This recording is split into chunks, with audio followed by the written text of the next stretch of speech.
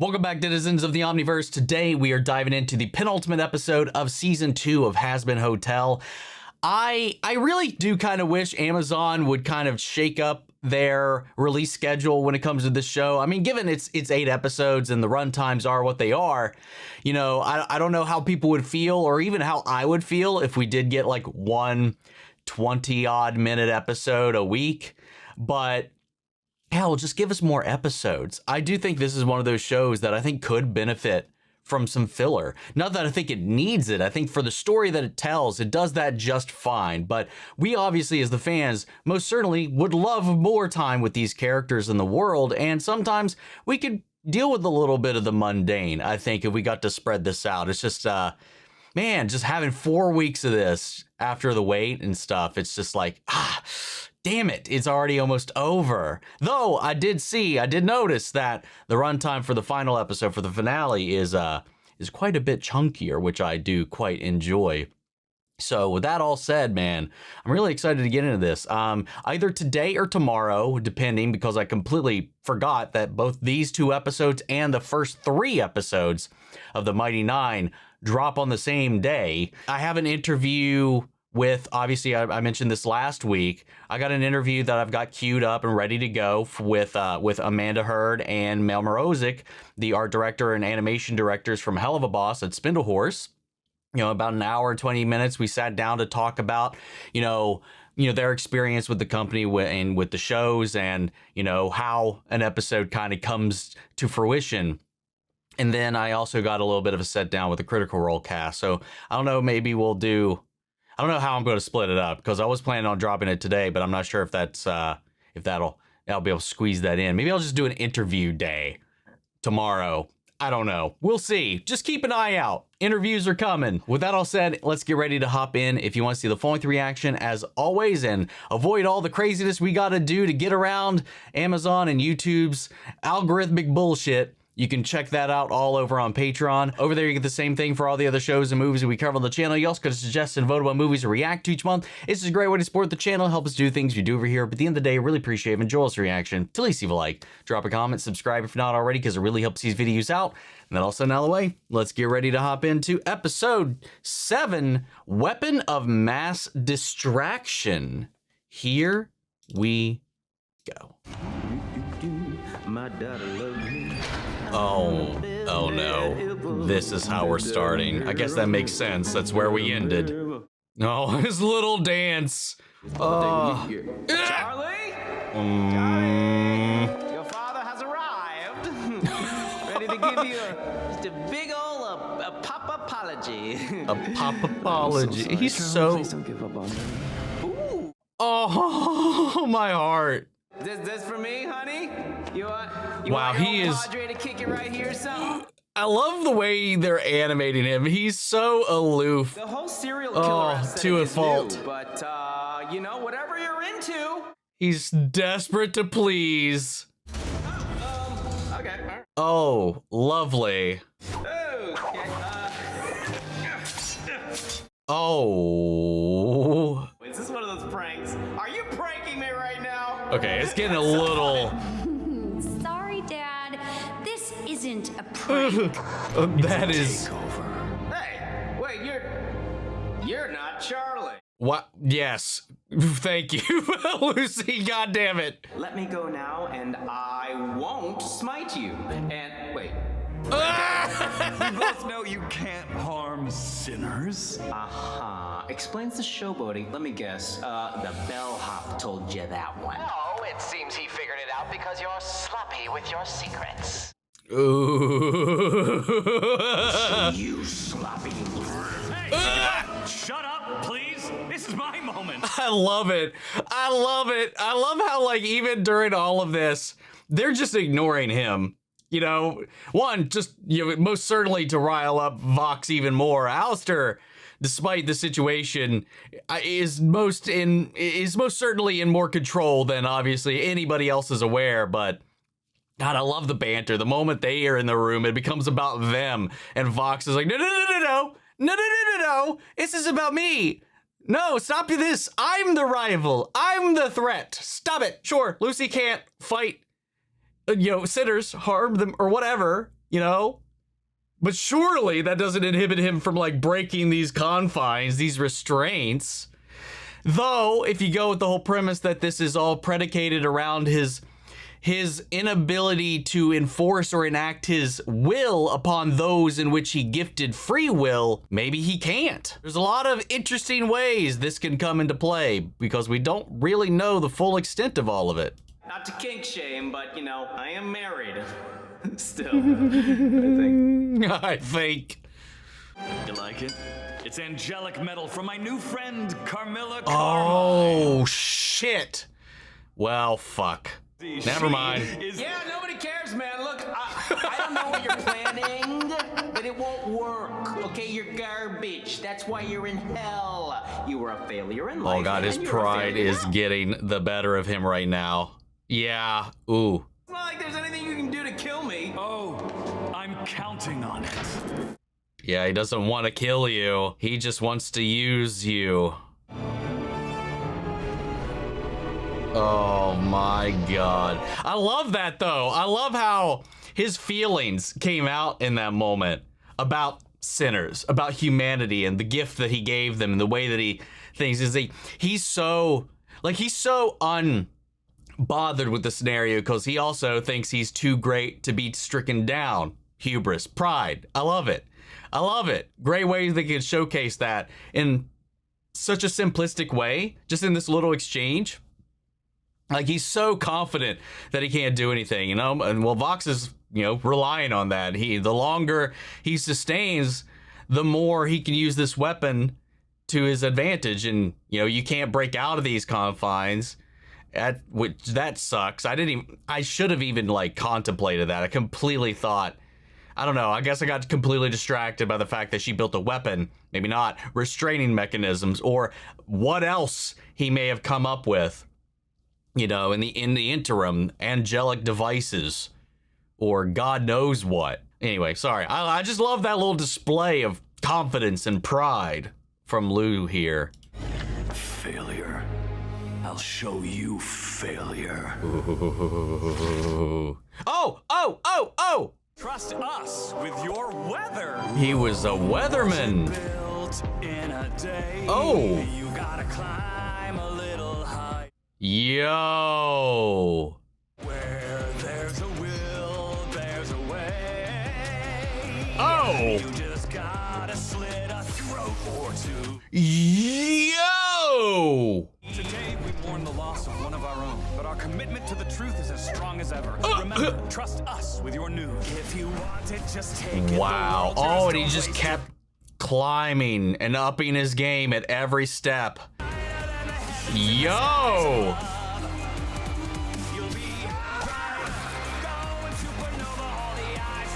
No wonder he's been so desperate figuring out what to do with Alastor. Trust me with your entertainment.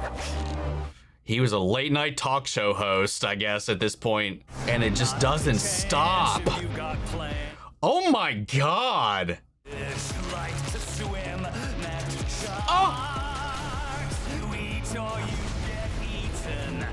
Oh my God. He needed to even like narrow it down. The god of entertainment. Leave the channel to me. I'll bring in more new blood, then you'll know. A whole week of Shark Week. That's just Shark Week, bro. Shine brighter. Yo. Dude. You'll be brighter. Go into supernova. Holy shit. Be your voice, and we will redefine what it means to rule the airwaves. Trust me, and your future will be brighter. Oh my God, he's just ready to be baptized into a new era.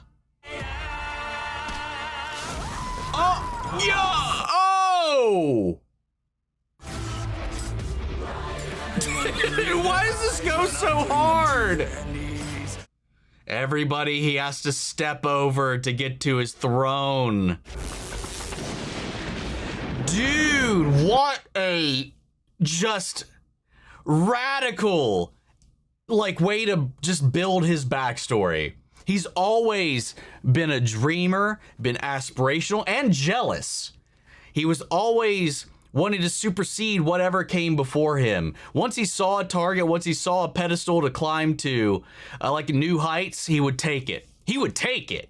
He would remove that person and fill their shoes. And that's why it was so hard for him with Alastor. So I don't know if maybe that's part of the reason. You know, I think maybe who knows? Did he genuinely respect him? Did he genuinely have an infatuation with him?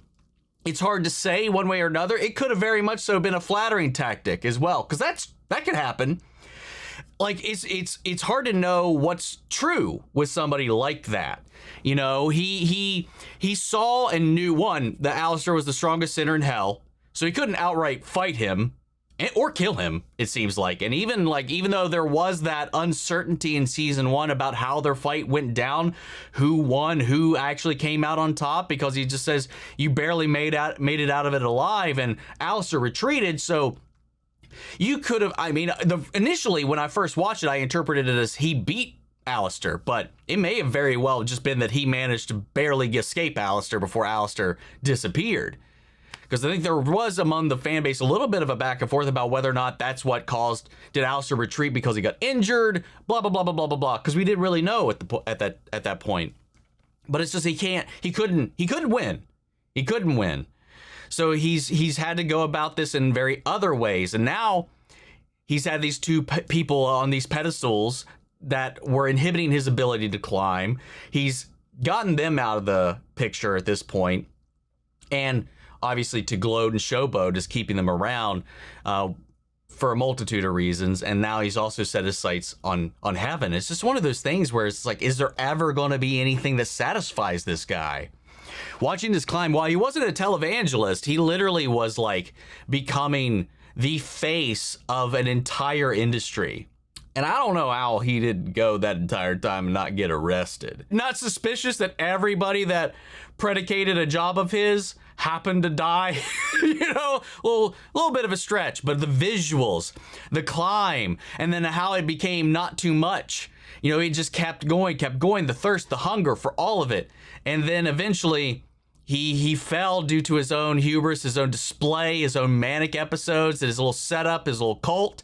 And a TV fell from his whole little arrangement and landed on his head. It was brilliant, brilliant, brilliant. The music too. Ah. Look, I apologized 14 times and I sent a whole flock of duck emojis. Whoa. What was that? I showed you my duck. Please respond. Oh my. Oh, look at. I am famous pawn star Angel Dot. Oh no. I was the first guest at the Hazbin Hotel. Anyway, I was gonna say Kiki and Fat Nuggets were adorable there. The hotel is a joke. This is vile. The only way we can save ourselves is by fighting back. And the only way to fight back using Angel's star power and endorsement. Why would he say that? Angel? Oh. For years, we have stood by watching our brothers and sisters die the eternal death, thinking there was nothing we could do. The one good thing Morningstar's little hotel did was show us that we could defend ourselves. I really wish before they left, they would have shown that it was possible for redemption and that Pentious is alive. And I get why they didn't. It's frustrating at the same time. I present to you the might of Lilith. The might of Lilith. I mean, it's not the most aesthetically pleasing weapon of mass destruction, but it'll get the job done, I'm sure. Interesting to know that the only reason this thing is going to work is because of Lucifer, which also implies that Lucifer alone has enough power to break that barrier, because most certainly that's what this is going to do, is tear the barrier down. What I don't know is, because we saw that shot in the very first trailer, and it does that anime thing where it zips through, but it shatters. Does it actually penetrate heaven, though? Or does it break just the barrier? I'm so nervous.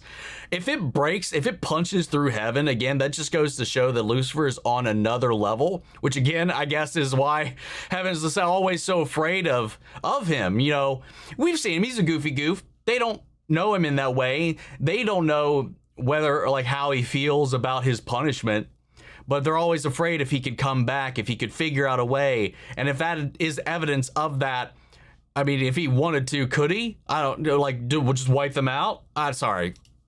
I'm getting lost in these tangents here at the end. Can the angels come out to play? Can he, like, not shapeshift while bound like this as well? Oh!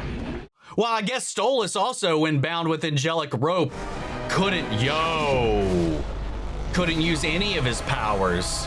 Oh, it's most certainly going to go through because it's holding on the shield. What's happening? Oh no. Oh. Yeah! Oh! Right through the gate.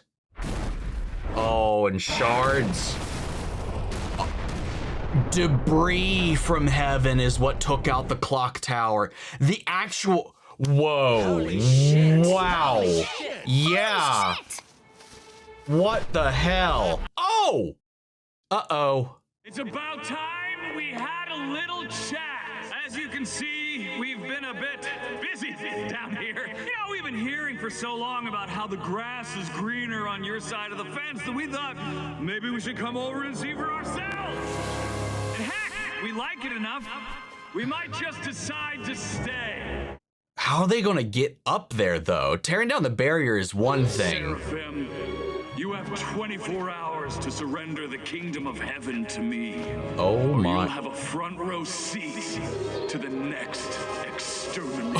Oh my god. Yeah, turning the tables on them. The one just sinking into the, oh, you're too happy about this. You're most certainly much too happy about this. Oh, yo. Oh.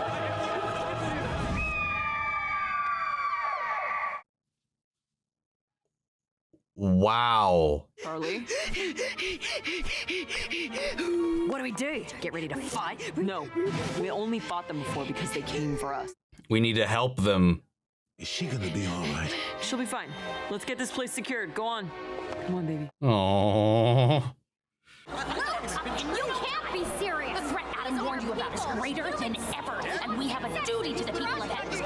You need to make this decision now. To have this decision on her hands. Oh, I can't imagine. I must pray on this. Oh.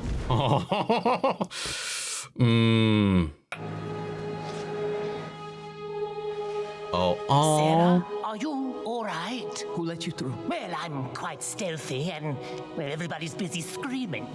You look distressed. Is there any way I can be of assistance? Be of assistance? To a seraphim.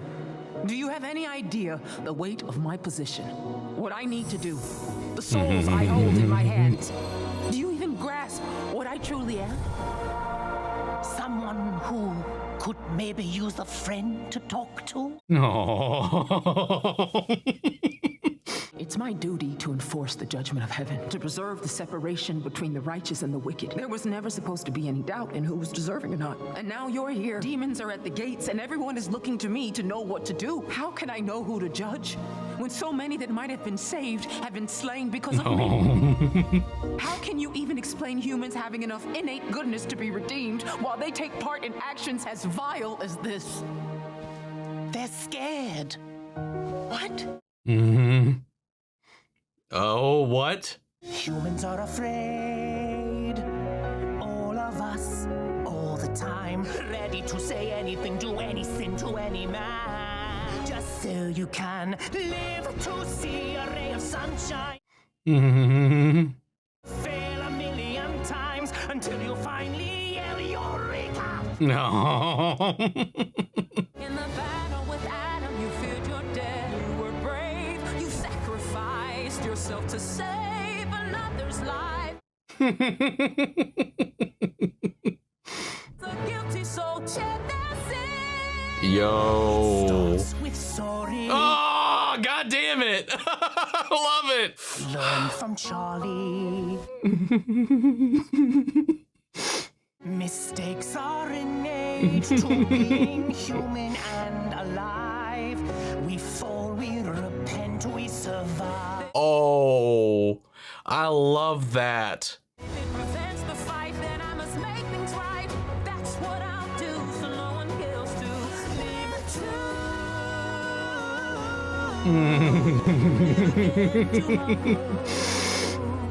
to. Holy shit. Let's go, Penny. You didn't tell me it was gonna blast the gate straight off its bleeding hinges. Well, what can I say? I like a little extra razzmatazz in my review. Did you even know, or was that just a underestimation of Lucifer's power? What I want you focused on is getting a little soiree. I want all the overlords there to witness my moment of triumph. Don't you mean our moment? Of course. Dude, he is so gonna lose them by the end of it all. I'm still pretty pissed at you. Well, I guess that's just tough fucking shit, isn't it? Wow, yeah, this is falling apart. Whatever you say, Vox. No! You know. But what? Do All you of it. really think you're powerful enough to take on all of heaven? Sweetheart, you haven't even proven that you're the strongest in hell. Why do you think so many have yet to fall in line? I was strong That's enough to so beat true. you, wasn't I? Only with the help of your little friends. I captured Lucifer. Using information you got from a borrowed spy. All in heaven. With a device Yeah. invented and developed by Carmilla Carmine. Yep, none of it on his own. Not a single thing. You couldn't even get Charlie to admit you bested her. Oh, I can change that. How? Oh. Inviting her to your little party? Cute, but she'd never come. And even if she did, there's nothing you could do to break that girl's spirit. You have no idea what I'm capable of. What does he have up his sleeves? Bowing before me. Just imagine it. A member of the royal family endorsing me as I finish what her mother started. Oh. What a fantasy! She'll never admit to hell she was wrong. It's what makes her so entertaining to watch. He's taking his two deals into a collision course. We'll see. I think he's putting him in Rosie's crosshairs. Or something. Because if he's not able to protect Charlie, which might be, yeah. What's he cooking, man? We Something. have less than a day before the forces of hell attack. I have no choice. Prepare the troops. It will be my pleasure. Oh God! I'm not ready for this. Oh my god, that manic look on her face. Stand by. Yeah. You will have the remainder of our time to try and resolve things peacefully. Yes! I'm done letting fear guide my decisions. You are the one that has always held out hope for Charlie and her ways. I'm scared. What if Lute? But I know I believe in you. Aww. Thank you, Sarah. Oh, I would not be surprised if Lute, like she said before, anybody that sides with him or thinks they can redeem or whatever she said is a traitor. I would not be shocked if Lute assassinates her while Emily and everybody else is down here. Please, pick up the phone. Pick up the phone. Mom? Hey there. Oh, fuck. I just wanted to invite you to this little shindig I'm throwing tomorrow. Your dad was resistant at first, but he'll be there. What did you do to him? I'll take that as a yes. There'll be a piece Oh of my cake god, with look at your that name on image it. of her Toodles.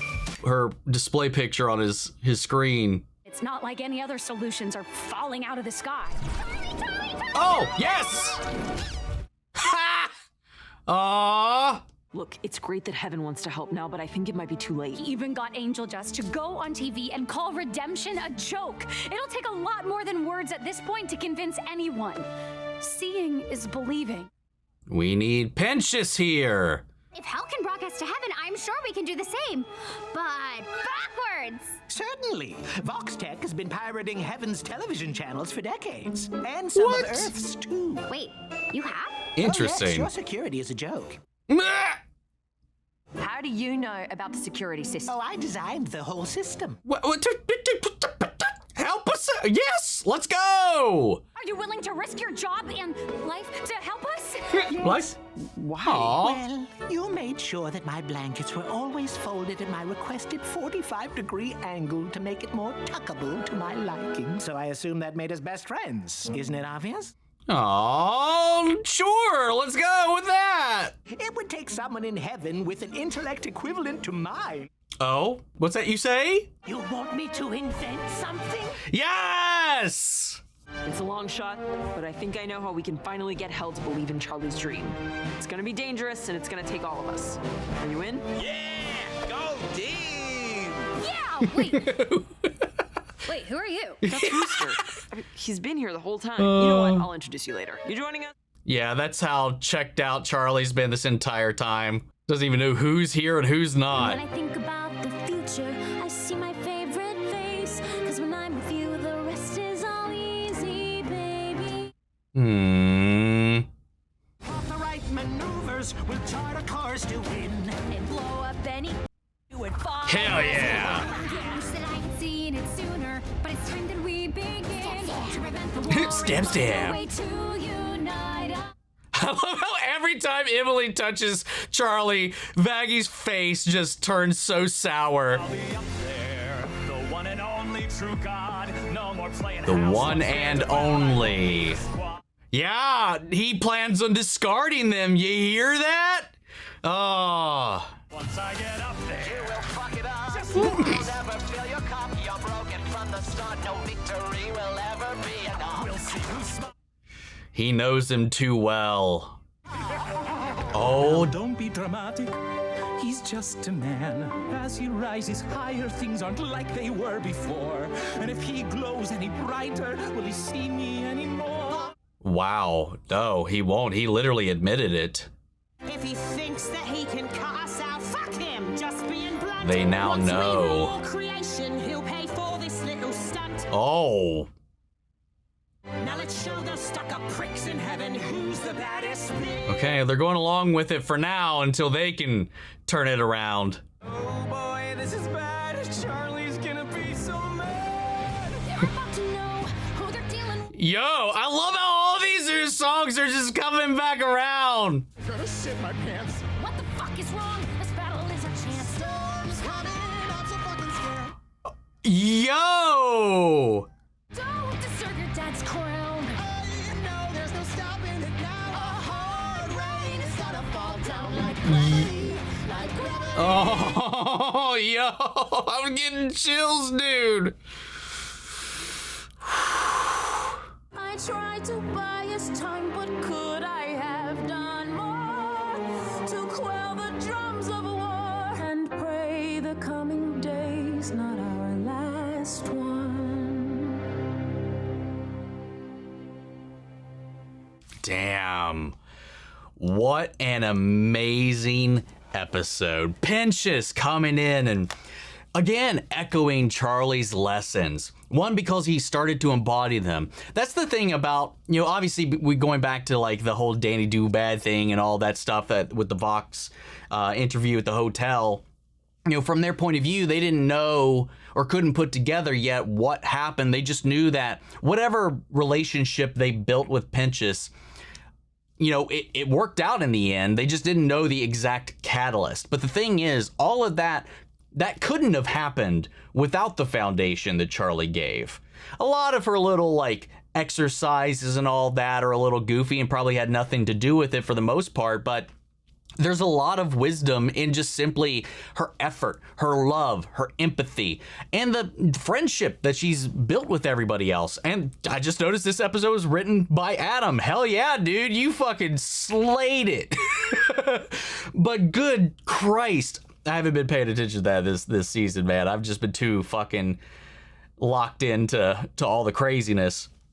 But like to see all of that pay off, and then him come in here and it's like it starts with sorry and it starts with Charlie, because that's true. Had she never given him the opportunity, the time of day, and listened to him, he wouldn't have had what he needed to, or believed he could have made it up here. And I love how, like, she's like this all-knowing, larger than life entity. She's the seraphim, and like she, like Lucifer in a lot of ways, probably didn't view humanity as complex as they actually are. You know, to them, they're simple beings. And do bad, do bad, do good, do good. But it's so much harder than that. It's so much more gray than that. It's so much more complicated than that in a lot of ways. And I like that Pentious was able to kind of, through his song, through this declaration, through this expression, explain, especially through his own personal experiences, for being somebody who actually managed to make the leap, make the change, what it's like to be a human. And that kind of being alive is almost like kind of being in a constant state of fear. And sometimes that fear can push you to do terrible things just so you can hope to see the next day. Are there bad people that'll do bad things for whatever reason? Yes. But that's not indicative of everybody or everybody who commits a sin or a crime or whatever. You know, and I like that.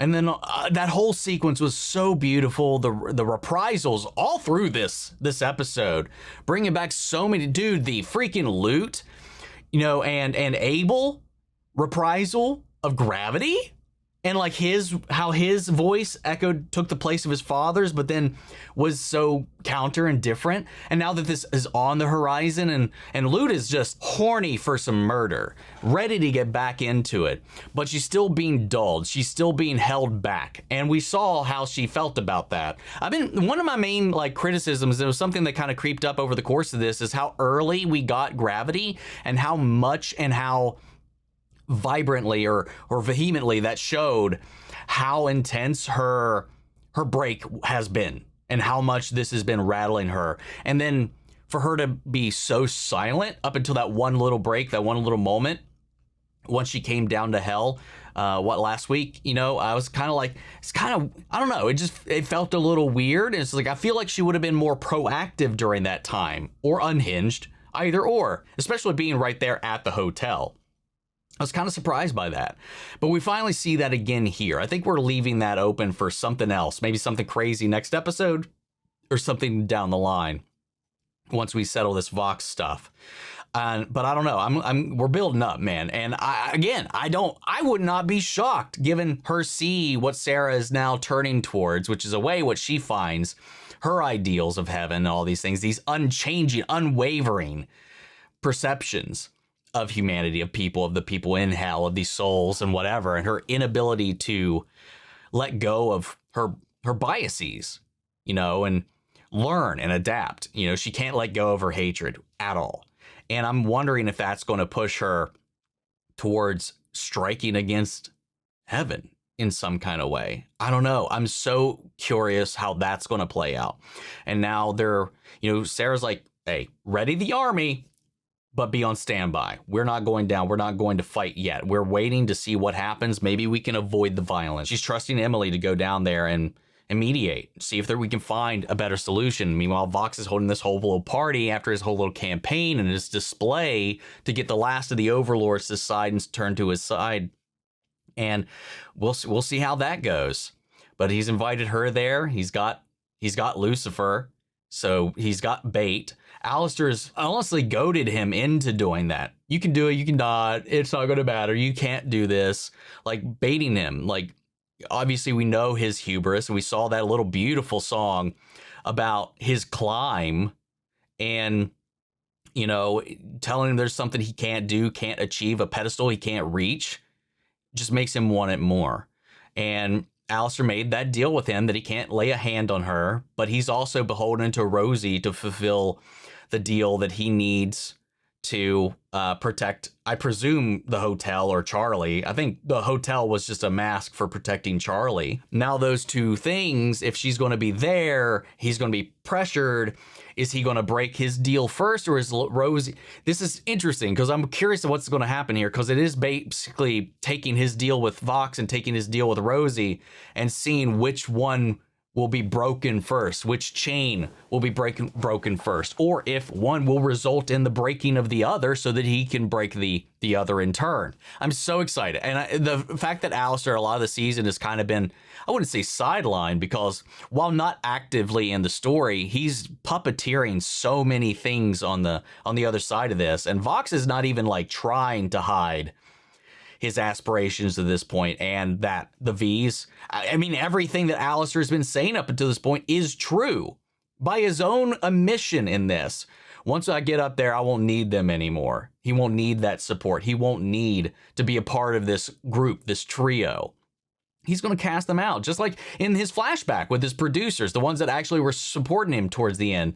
Once he got to the very, very tip top, he took them out as well, and then became the only person there at the top. But they're also now planning, because they overheard it and they also don't like how they've been being treated. You know, they're still like, okay, well, we'll take Kevin, but then we'll turn on Vox, which is something Alastor's been kind of creeping up and working in the background as well. I think Vox's hubris is going to lead him to like just be just right there, and then everybody else, everything else is going to crumble, and all of his support that got him to that point, everything under him will fall and collapse. And I don't know, man. I'm excited for some beautiful poetic demise for him after all of this. But the build up to this episode was so well done, such a great ramp up in such a strong way. I felt this episode was never ending. This episode felt so much longer than it was, because there's like so much is happening.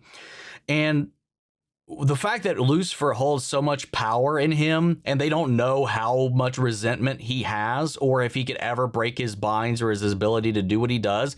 If he alone has that kind of power to do what he did, just put into a cannon, no wonder they're so fucking scared of him. But we know he's a little ducky goof boy who just likes his privacy and his depression. You know, his depression is a big part of that. We got Baxter and Pentious working together from heaven and hell to put their minds together. And I love that Baxter is just like, he's been genuine from the start.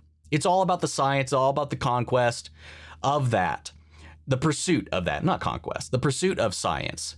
He has no allegiance to who that or what or the other, just whoever allows him to do the experimentations he wants to do. And right now they've also done things for him that no one else has. He's here to help. Supposedly, unless he backstabs everybody in the last episode, but him working together with Pentious, and then this genuinely sorrowful moment in the final song here with Valentino, kind of unexpected, and confirms that, yes, that was in fact his hand reaching up towards heaven. Because I know, once we saw robed Lucifer, there's some debate about whether or not we were wrong about that after the trailer or not, but it's Valentino. But he cares about Vox. He actually does. I'm so intrigued about how all of this is going to go, man. God, I'm still reeling over Vox's backstory. That was way more brutal than I expected, and not straight up a televangelist like we had thought, given he utilized a lot of that iconography, especially given the religious nature of the show. And it came down to it, he did build a cult around it, around his image, his icon, a better, brighter future, trust me. And then one of those hanging TVs landed on his head. God, there's going to be so much in this episode to break down at some point. But we're gonna leave it there for right now. But guys, what did you think of the episode? How do you feel?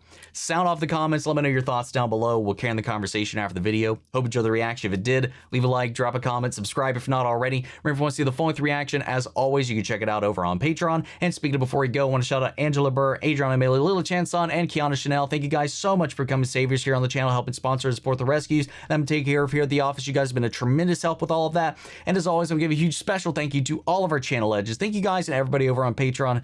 Your support allows us to do so much of what we've been doing over here the last couple of years, and especially with all the copyright things changing and things being in the wind, and with YouTube and this as of late, you know, you guys have really been helping out a lot with all of that. So huge thanks to you guys, and especially you guys here on YouTube, because well, y'all, we wouldn't even be here. But that's it for the video, guys. I'll see y'all next in the finale. Take care, everybody.